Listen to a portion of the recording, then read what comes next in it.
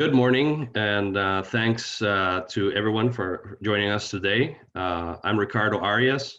I'm president of the Greater Houston Coffee Association. I'm also a trade development manager for Port Houston. For those of you who are new to the Coffee Association, we are an organization that promotes and protects the Houston area coffee supply chain. Houston is one of 5 coffee exchange ports in the US. What that means is that we are a delivery point for green Arabica coffee. There's also a Harris County tax exemption that keeps the cost of green coffee imports competitive. The Coffee Association's work on these initiatives is to keep the coffee industry in Houston.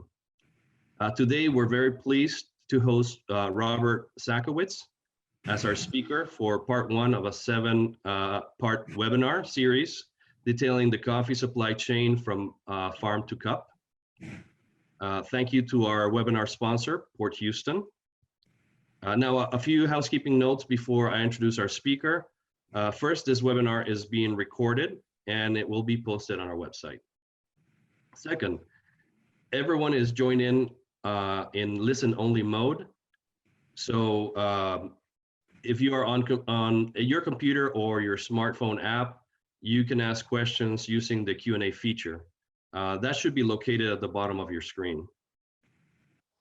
We will try to get some questions after we hear from our speaker. If you see that someone has already asked a question that you like, please upvote that question so that we can prioritize the questions we ask. Now, I would like to welcome and introduce our speaker for today, Robert Sakowitz, President and CEO of HASAC Corporation and member of the Coffee Association's Board of Directors.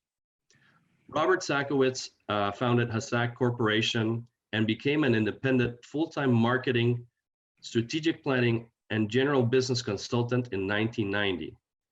After 29 years of executive and board advisory experience in the fashion retail, restaurant, real estate development, petrochemicals, manufacturing, transportation, and financial service businesses.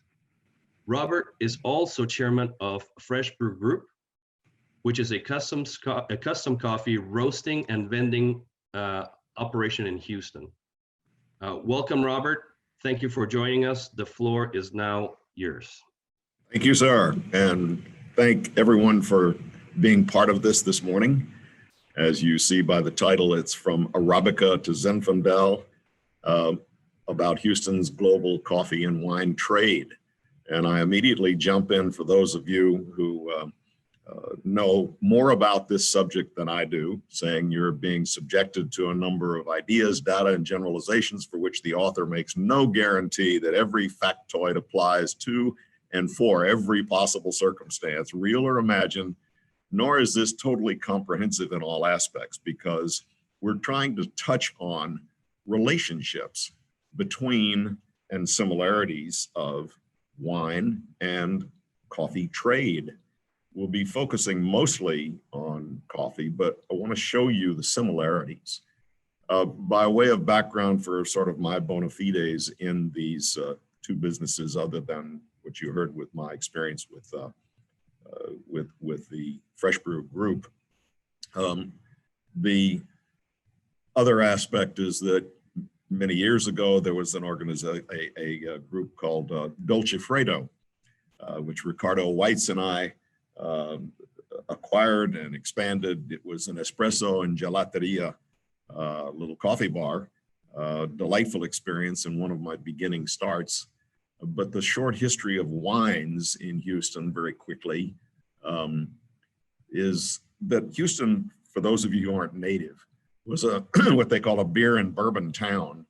It was a beer monopoly for private clubs, and only 1 or 2 retailers sold wine within their liquor stores. A few of the popular imports when I was growing up were Blue Nun, Liebfraumilch from Germany, and Matus from Portugal, and Tavel, both of rosés, and an Orvieto Mellini, which was Italian white. zero California wines on the spectrum at the time. Sakowitz opened our department store, Sakowitz stores, opened a fine and rare wine department inside its downtown store in 1967, when I had, following on a purchase I had made, as you can see right here, important sale of wines and old cognacs from a Sotheby's auction. And it was the Duke of Norfolk's cellar. And I bought 20 to 25 cases, as I recall. And we had to acquire a wine license. We didn't have one. But to give you a comparison, Specs had opened in 62, but even by 72 only carried 19 wine labels. We had even more than that. Now, of course, Specs has 15,000 to give you an example, and total the same, brags on it. But 2 years later, in 69, Sakowitz held their first of 26 years of wine auctions, flying Michael Broadbent from Christie's, cellar master of Christie's. And this happens to be our catalog, a copy of the 6th annual sale of fine and rare wines. Many of the Houston great collectors received and bought their first wines of really fine Bordeaux's at the Sakowitz auctions. The history of coffee and of wine, just very quickly, is a history of international trade, just as we're hearing Ricardo talking about the Port of Houston. Both had properties were thought to be stimulating, medicinal, and even religious. Coffee's origin, the myth goes that it was a goat herder in Ethiopia, the province of Kaffa, where the plant grows naturally. And he saw a lot of his goats being particularly frisky after eating some berries off of a plant. And he went over and started chewing on a couple of those berries himself. Ultimately, it led to acceptance and creation of coffee with the stimulus that he got from it. Then different nomadic movements from that part of the world, first to the Arabian Peninsula, where it's cultivated in the 1400s, and then traveled from the Middle East to Arabia and to Turkey and Persia and Syria. And during the age of European discovery, coffee was introduced on the continent, and it was a big success, and they created coffee houses. Many of the Rembrandt paintings in the great 17th century Dutch, you see the popularity in the coffee houses. And although they tried to have local cultivation in Europe and it failed, the plant was systematically introduced throughout the burgeoning colonial empires where they were being developed. They found, and you'll see later, that coffee only grows well from the 20 degrees north of the equator and 20 degrees south of the equator. So although the coffee houses as the consumption areas were very, very popular as communal places in the urbanizing countries and in Europe, that was, they weren't grown there, so to speak. It wasn't indigenous. And the role of the Dutch was huge with both coffee and wine. They were the primary trading force who spread the knowledge and the planting and the growing. They'd take these plants with them on their travels to India and Ceylon and Sumatra in the 1600s, which incidentally is the source of Java for coffee as a nickname. Then to South America, and those forays from the European explorers, as you can see on the map, went to Venezuela, Colombia, Central America, Brazil, which is now the largest grower in the world, Bolivia, Ecuador, and Peru.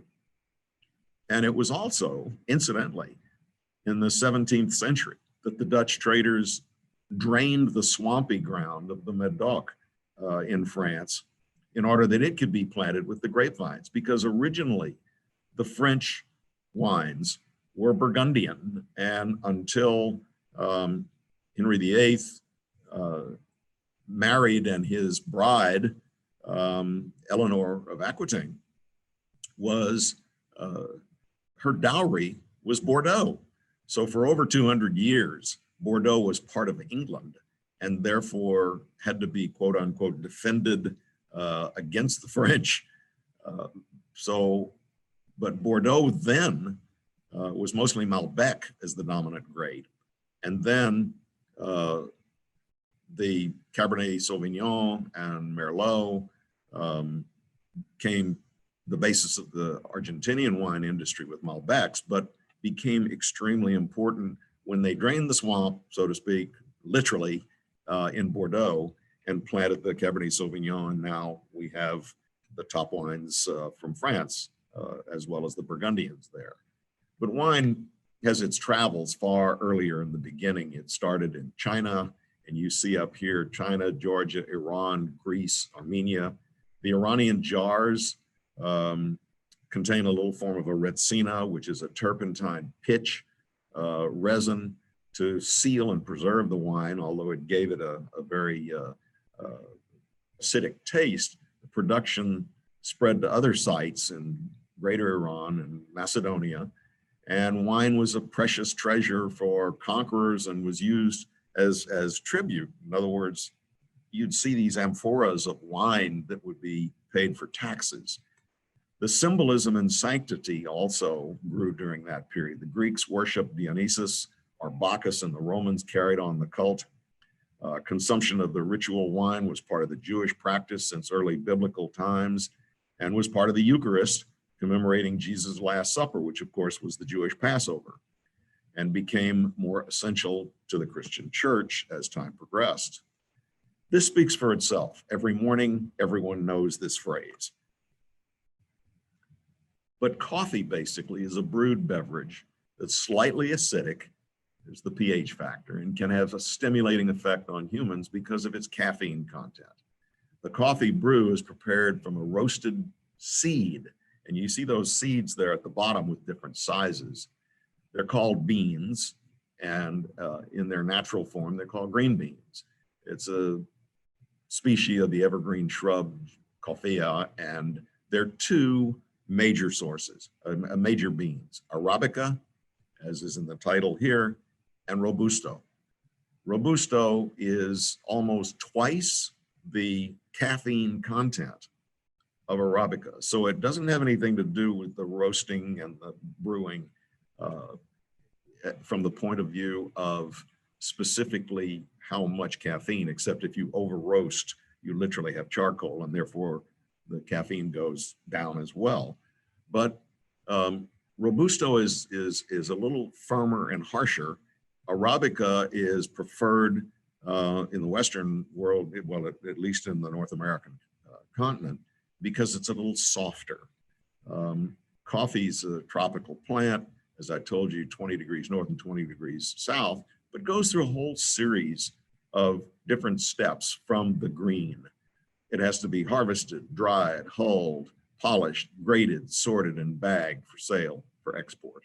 And as opposed to wines, coffees are generally identified by either Arabica or Robusto, or else their country of origin.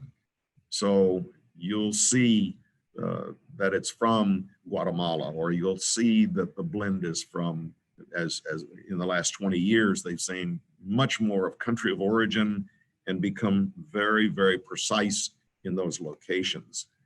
It's a stone fruit.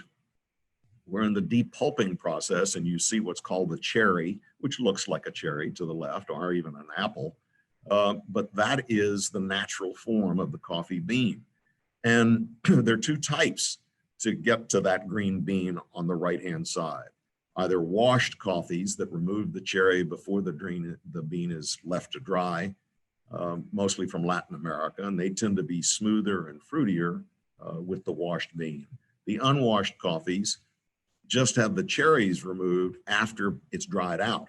Those come from Africa, Indonesia. They're spread on a huge blanket out in the sunshine, and they're a bit bolder, richer, earthier, somewhat even spicier in the Indonesian and Java areas. So selling coffee from its origin as unroasted or green allows the roasters to generally, who are generally in the consuming areas, they have the flexibility to blend and toast at different coffee, for the different coffees at different locations near final consumption, so that they can accommodate the tastes that are to that locale. America was the United States became, if you remember Juan Valdez, that great promotional marketing plan for the country of Colombia. But it was a very soft coffee. Whereas seeded grapes of France are similar, but the seeds themselves are only left in for a period of time along with the skins. Otherwise, they're removed from the fluid, the drink itself.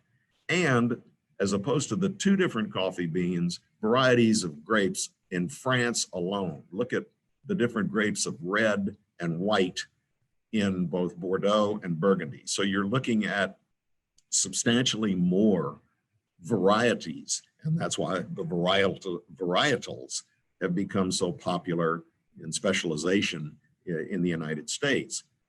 The Rhone district of southern France, central southern, you'll see even more. And look at these white and red grapes, a substantial amount more of the Arabica than the Arabica and the Zinfandel. So in America, wines are nominated or labeled by their grape variety. And so you're seeing all these names, whereas in France, it is much more of the region. And this is probably the most important slide for those of you who are in this morning. What makes for a good cup of coffee or a glass of wine? Both of them the same. For both, the bean or the grape, the soil, meaning as the French call it, the terroir, the soil, its subsurface, whether it's calcareous, whether it is sandy loam, whether it's dark loam, the soil itself, the climate, or as they call it, the climat, which is, of course, the breezes, the winds, the indigenous weather patterns that are if you're close to a coast or if you're close to a river, the cultivating maker, in other words, the grower or the viticulturist, the coffee grower, viticulturist, does he make the difference?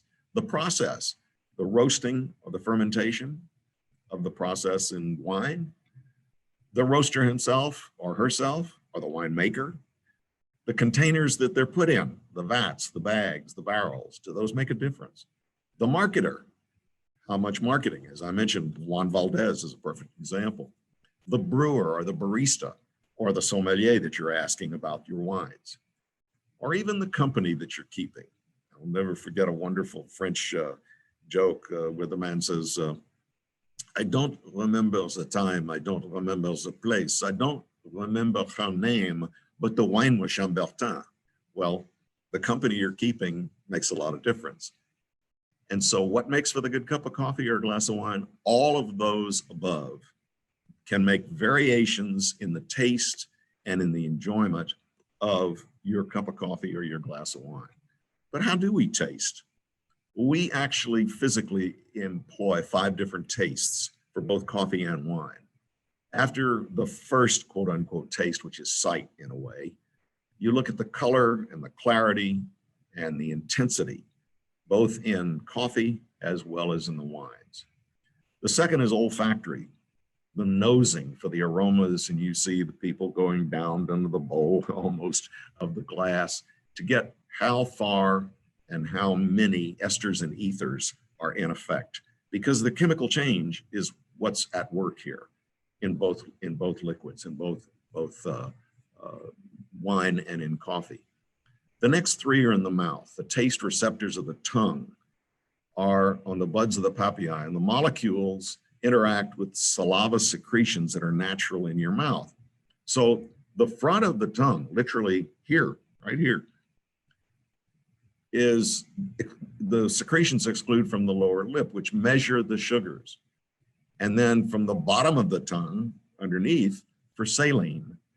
And then the aeration, and you've seen and thought it pretentious when someone seems like he's gargling, but he's blowing up from the back.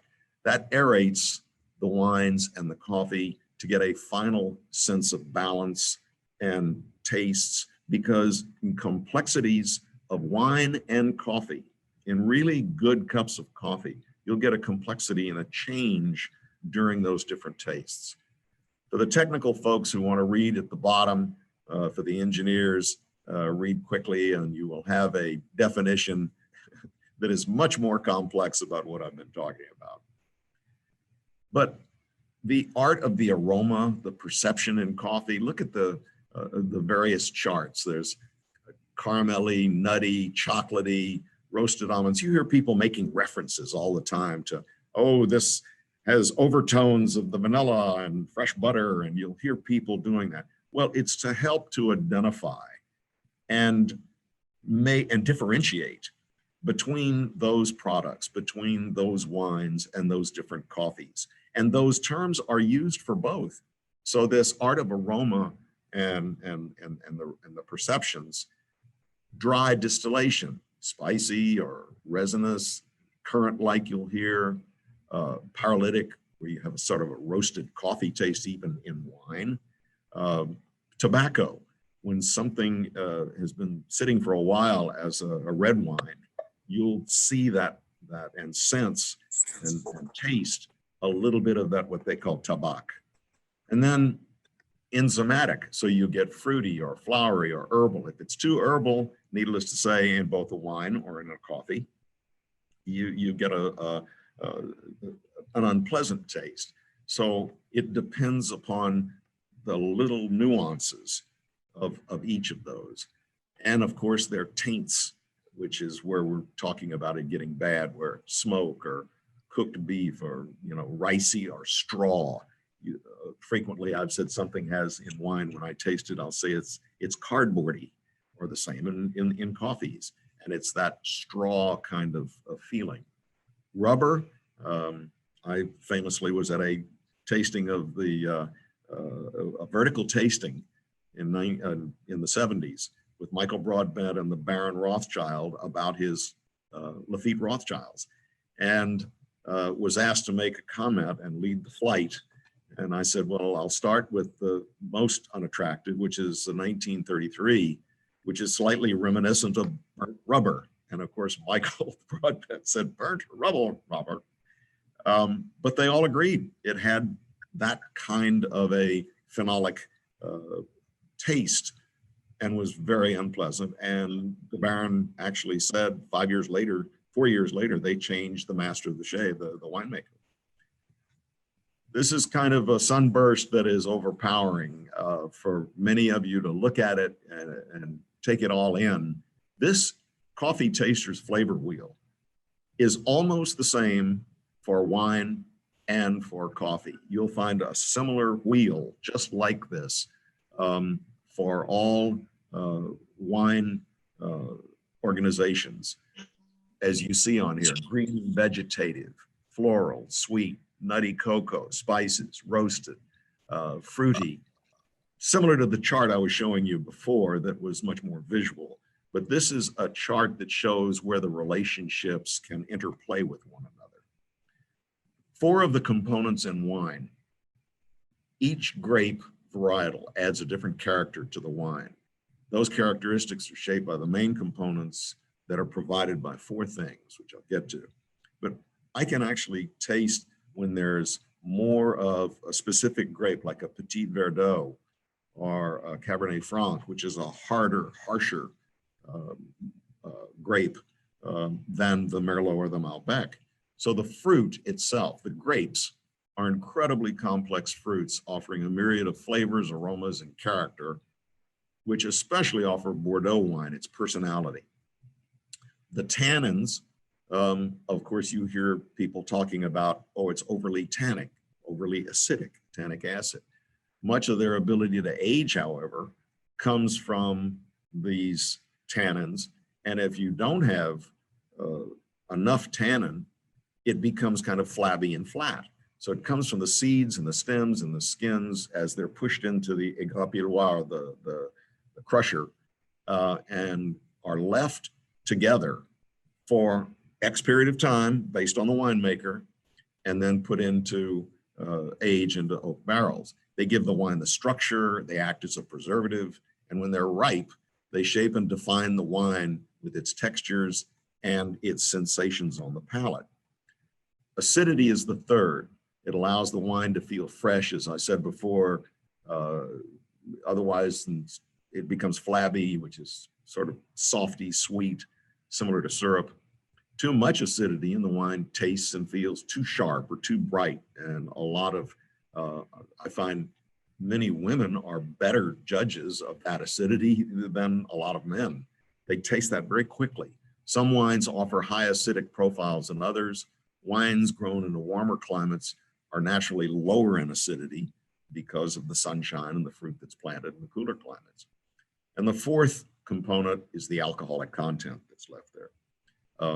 Almost by law in France, it's 12.5 to 14. In the United States, the breakoff is 15, supposedly, because that's where prohibition set the law as to what is a fortified wine as opposed to a wine. And that's the product of fermentation. The natural process when the sugars found in the fruit are converted to alcohol, and the level of sugar found in the berries is the main factor. So when you're there during a vendange, picking, and you get measurements, they measure with each batch what the level of sugar content, and that sugar content, a high sugar content, is really the backbone of an excellent wine. Really bad wines, they used to add sugar called chaptalization, and in the course of that, it created headaches, and does create headaches because it's a false sugar. It's not the same as the fructose. The grapes grown in warmer weather will naturally produce wines in higher alcohol, and some grape varieties ripen with higher sugar levels. Merlot will always ripen with a higher sugar level than the Cabernet Sauvignon. That's also, you'll find the difference in the grapes in the thickness of their skins, which makes a huge difference. So with wine as with coffee, it's the balance of all these elements that produce a great glass of wine and a great cup of coffee. Coffee beans get extremely technical, not that wine does not, but a lot of people just think their cup of joe, needless to say, is pretty simply brewed. It's not. If you look here, you'll see the different temperatures that are possible when you're roasting the coffee bean, and you see the bean at the bottom here, and you see that it's two parts actually. It can split. Well, the first crack, it's called, and it actually is a cracking sound, is when that bean cracks apart into two pieces. Now, you preheat the drum all the time, and it's preheated at about 380 to 420 degrees, which is very high. And then the beans are thrown in. And of course, the beans are cold. And so it brings the temperature down, and it begins to increase in the heat. And that's where you see 300 to 340. The sugars begin to break down and create glycosamine sugars, which are indigenous to coffee. And then you have that first crack at 370 to 380.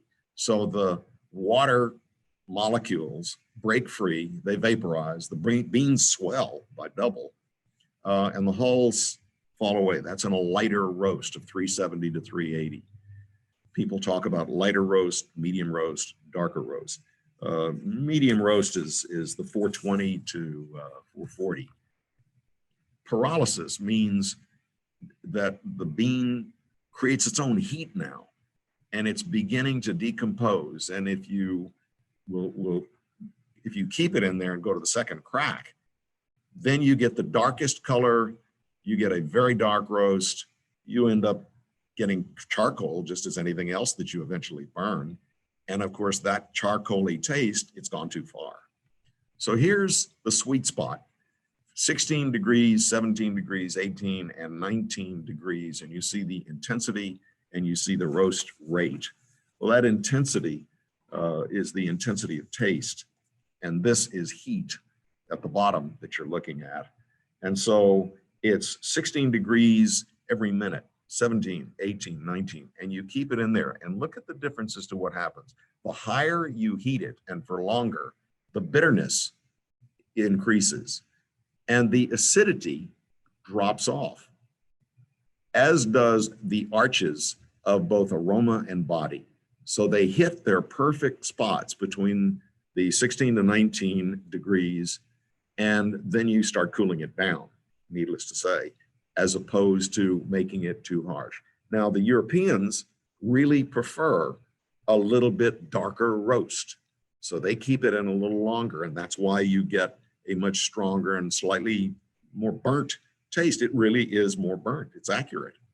And here's another way to look at it, which is pretty technical, but basically is showing the two sugars, the sucrose and the glycosamine, and where those sugars eventually burn off if you keep them hot for too long. So the 420 to 440, you see the highest points of where you're achieving a balance and less acid. The tannic acid begins to burn off as well. But you see how the caffeine only drops from 0.07 to 0.04. Yes, that's almost half, but that's not really a substantial push, but it does burn off. So you get the sufficient caffeine in the 420 to 440 range. So years ago, it was, can you spare a buck for a cup of coffee? And now it's, I need $10 for a non-fat organic soy mocha frappa, whatever. And people have become much more sophisticated in how they want their coffee. It's become much more complex. It's, I know that Starbucks, for instance, slightly over roasts its coffee because over 70% of their products are milk products that they sell, the lattes, the frappuccinos, all the rest.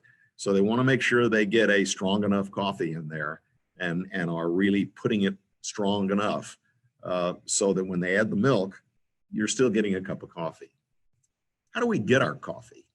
As opposed to the wine trade, coffee goes through extensive supply chain trading links, defined as I said, the growers, the processors, the intermediaries, the exporters, the shippers, the importers, the warehousers, the roasters, and the retailers. And so that's a lot of steps. And that is what creates the complexity in an awful lot of people saying, okay, I want my trade alliance. I want my coffee. I want to know where my coffee comes from specifically. That is one of the reasons why there's so much new emphasis on from whence it came and the bean itself, its origin and tracking. And the new blockchain capabilities of tracking and tagging and tracking can give you that trust, which is now being looked at by all the industry. So the importance of coffee to the world economy really can't be overstated, especially in the economies of the developing and the poorer countries. For many of the world's least developed countries, the exports of coffee amount, believe it or not, to more than 50% of their foreign exchange earnings, which they need to buy other things for their developing economies. With over 130 million coffee drinkers consuming 400 million cups of coffee every day in the US alone, coffee represents the largest food import and the second most valuable traded commodity in the United States. As Houstonians, we know that the first most valuable and of course more expensive per transaction is petroleum products. But believe it or not, and the quantity being much larger because of the pricing, coffee is the second. In order to reach the consumer's hands, the coffee bean has to travel through this complex change of producers and all the intermediaries to get to the retailer. With the potential to change hands over a dozen times on the road from the grower to the everyday consumer, there's lots of ways you can create fraud. So with coffee, as with wine, which has become very, very closely monitored. For many years, it wasn't monitored in Italy until a very, very famous case where it was a wine that was called Ferrara and highly promoted on television. This was in the 1960s, 50s and 60s. And the man on television in the commercial came home and he was bedraggled and tired from the day. And his wife meets him at the door with a glass of red Ferrara. And he goes, Ferrara, Ferrara. It was such a popular commercial that all of a sudden Ferrara had this huge spike and was selling so much that people who were in the business said, how are they getting this wine? Where's it coming from? It can't possibly be that much production. Well, it turned out that in basements, they were putting ox blood and chalk and cardboard, and about a third of it was really wine. And a couple of people died. And I had actually, the potion was so toxic that several died from it. That's when the Italians in the 1970s started their DOC and DOCG, much like the French Appellation Contrôlée, the AOCs. And now they are highly restricted, highly controlled, and people realize it has to be done. There are more than 50 related companies in the Houston area and more than 160 in Texas that are coffee related. And with over a third of the market, Houston's the only certified exchange port. And you heard Ricardo explain this. It's also home to the only two decaffeinated plants, one of the two decaffeinated plants, and one of three coffee soluble plants. It's home to over 300 food manufacturing companies and over 11,700 people employed. So look at the Port of Houston. The Houston top 5 coffee import trading partners echo our taste.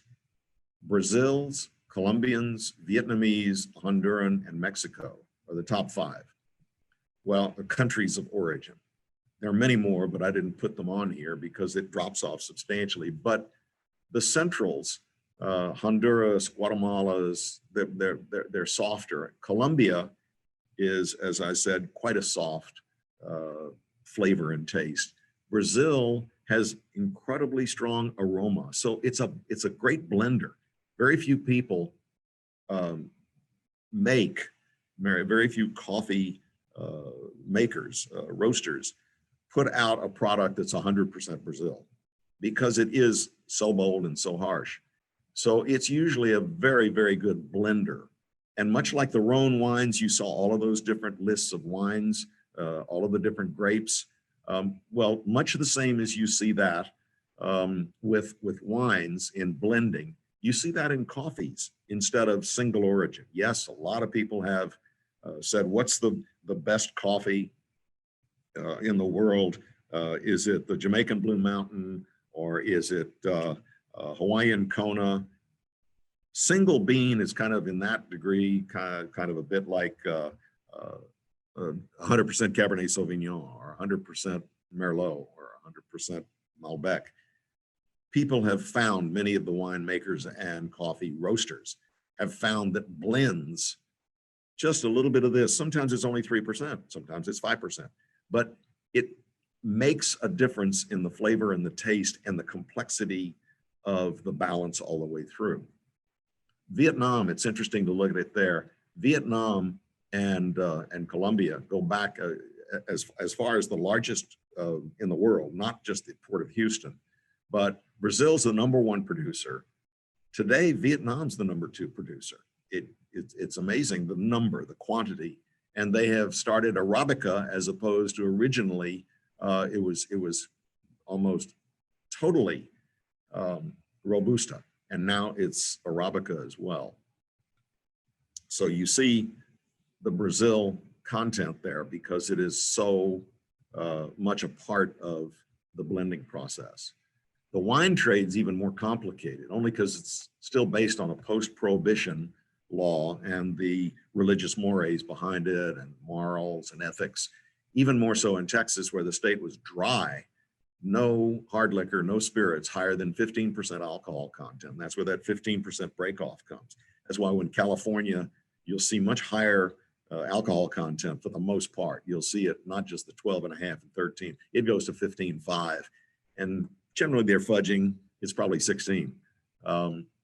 But until relatively recently, when we changed the laws, there are 1,330 wine importers in the United States, but Texas has a 3-tier system regulated by the Texas Alcoholic Bureau, which allows permits to be issued to only one of the following, and never 2. A grower, manufacturer, producer, huge growth. Importers, wholesalers, and distributors. About 70 in Texas, but you're investing in buying the wines to be able to put into your warehouses and sell. And the third are the purveyors and roasters, restaurant, retail, and obviously they're all different permits. The Port of Houston's wine trade competition is huge, as you see there. And our top wine imports are between France and Italy. They vary every year. New Zealand, Spain, Australia, Argentina, this is all coming into the Port of Houston.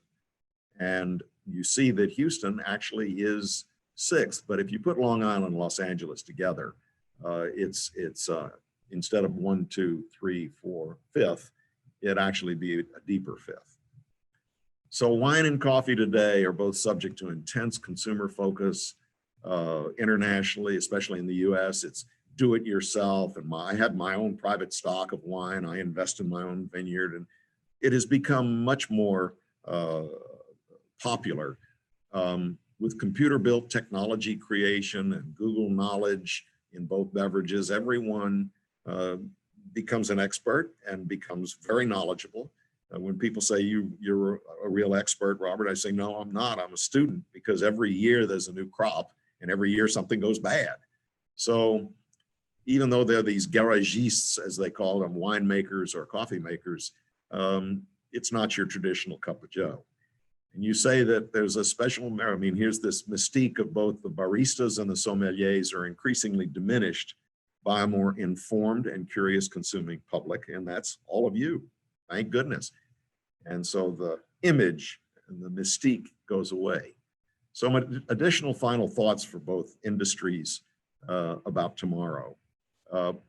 Blockchain verification and trust in the supply chains is becoming extremely well recognized as a possible sense of addition to give you the understanding and verification of where it's coming from, both wines and coffees. Climate change factors are very real. Every winemaker, every coffee maker today will tell you that the weather patterns have changed and the temperature zones are changing, and they're having to do their high-grown Arabica. It's very, very different locations. Regional economic impacts, both political and socioeconomic, are affecting our supplies. And the Asian influences, the economic and the cultural changes in the developing countries. China shifting from 100% tea to a huge interest in coffee, an increase in wine appreciation and consumption. And so with that, I very much appreciate your letting me speed through. I hope you got a little bit of something from either the coffee or the wine information, and I'm happy to take any questions if anyone has any. But thank you for joining me, and on behalf of the Greater Houston Coffee Association, thank you for your interest in coffee. Thank you, Robert. You know, I right now I don't know if I want a cup of coffee or a glass of wine. I mean, it's still kind of early, but I love your presentation. So we do have a couple of questions out there, and if you haven't had an opportunity to post one, please do so now. But one of the questions is, in Hawaii, they always want to grow coffee at a certain elevation on the size of volcanoes. Can you discuss the advantage of volcanic soil? The volcanic soil has components in it that are high minerality, and that high minerality, as well as a richness of the soil in its chemical content from the volcanic ash, has a tendency to create a slightly bolder, and yet it's soft because it's not hard minerals. And the questioner is absolutely right. It is an advantage. One of the advantages in Guatemala, for instance, is because of near Lake Atitlan, where the volcanic blow-off was, you get incredible coffee richness in the soil for those coffee fincas. And so the volcanic eruptions, after they've calmed down and after the centuries, it creates a marvelous environment for, especially for Arabica.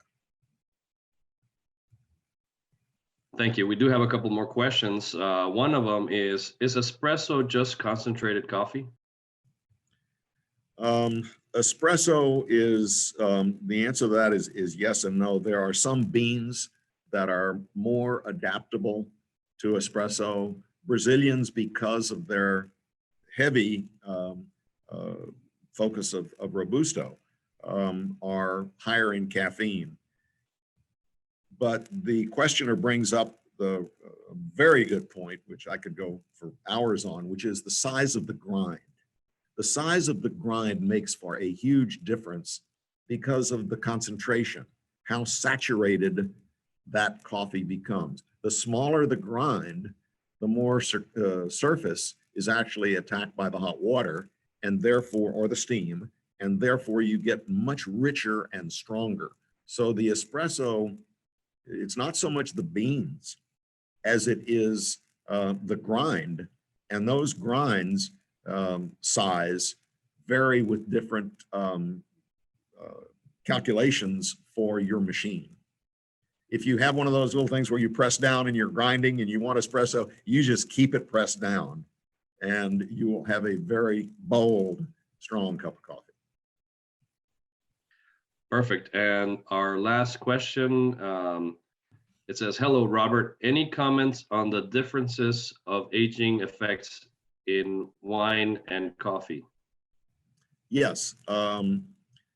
Coffee will retain its strength and its flavor and its taste if it's in bean form much longer than in grind form. So if you buy a bag of ground, regardless of the size of the grind, and you buy a bag of beans, the beans will last much longer. They'll last up to a year and still have some substantial body and flavor to them. The question about wine is, of course, it depends on the strength of the sugars, the year, the sunshine, all of the things that have to do with the making by nature of, and the cultivator of the grape. And so that's why there are some years. I mean, I actually tasted in that Lafite tasting a 1799. Now this was in 1974 that we did this tasting, but we tasted a 1799 wine and then an 1802 and an 1820. Some of those wines, was it still quote unquote good? It still had some flavor. The lady was still nice. It was worth drinking, but not great. But then there are some wines when they are not well made, like that 1933. If they're not well made from the get-go, they are not going to last well. But good years, especially in France and also in California, although in California, because you have so much good weather all the time, you have some consistently good wines, but they don't always last as long. They don't age as well over long periods of time as the French, who make their wines to be put away. Whereas California wines were originally made not for putting away, but definitely for consumption early on. As a matter of fact, I remember sitting at lunch with someone, and it was with Tom Jordan of Jordan Vineyards. And it was when that wonderful commercial by Orson Welles was on television. We shall serve nor wine before it's time. And we said, Tom, when is time? And he said, when the banks tell us it is. So some of it's also the fact that it's a business, but different wines are made for different purposes. Excellent. And we have a question from Mario Rodriguez. Do you see specialty grade coffee from micro lots taking away significant market share from large coffee roasters? The answer to that is that large coffee roasters are getting into small specialty blends themselves. So I'm not sure how much as a percentage of the market they will take away. I mean, it took a long time for Folgers to be knocked off its pedestal in its huge amount of production by many, many, many now producers, private label producers, and marketed producers. I think they, just as with beers, there will be a large market, but you'll have to add them all together to even be 20% of the market. Excellent. And the last question that we have time for says, should I keep coffee in the freezer or refrigerator to keep it fresh? And the other part of the question it applies to. Let me ask the first part, which is yes, and second. And the second part of the question refers to open wine, and I didn't know that people didn't finish their bottles of wine, but I guess some people do. So. What's the question about open bottles? If they should be refrigerated. Oh, yeah. But the key to an open bottle of wine is putting, a stopper in that is one of those rubber stoppers, and press, and try and get the air out of the bottle to the greatest degree you can, and then put it in the refrigerator, and it'll last longer. If you just put the bottle in, it won't last as long. But if you literally try and remove the air pocket that's in there between the fluid and the top, not its regular cork, but a special rubber cork, then it will last longer. 3 days, we're not talking about 10 days, 3 to 4 days, it'll begin to change after the 5th or 6th day. Excellent. Well, that's all the time we have for today. I want to thank Robert again for joining us and sharing your thoughts with the Coffee Association members and the community that's interested in coffee in the Houston area. Thank everyone for coming. I appreciate it. Thank you. And then our next webinar will be Thursday, February the 18th. In this webinar, the farm to container, the attendees will learn about the process farmers go through to prepare the crops for export. So we appreciate everybody's time for today. And as we mentioned at the beginning, we have been recording the webinar, so it will be posted on our website for everybody to enjoy. Thank you again. Thank you, Robert. It was a great pleasure and a great presentation. Thanks everyone for joining us today.